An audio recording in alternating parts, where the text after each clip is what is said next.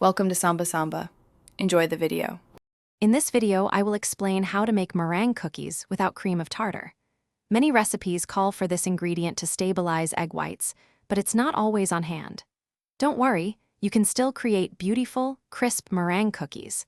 We'll explore a simple, effective alternative using ingredients you likely already have in your pantry. This method ensures your meringue holds its shape perfectly, giving you delightful results every time. The secret to stable meringue without cream of tartar lies in a bit of acid. For every egg white you use, simply add about 1/2 teaspoon of fresh lemon juice or white vinegar.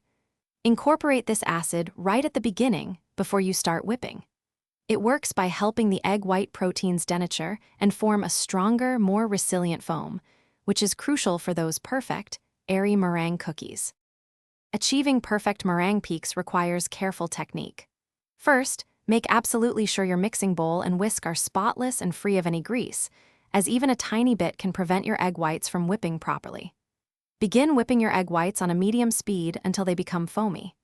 Then, slowly add your superfine sugar, about 1 tablespoon at a time, continuing to whip until you reach stiff, glossy peaks that hold their shape beautifully.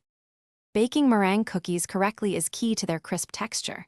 Preheat your oven to a very low temperature, around 200 degrees Fahrenheit. Bake the meringues for approximately 1 hour. After baking, turn off the oven and let the cookies cool completely inside with the door slightly ajar. This slow cooling prevents cracking.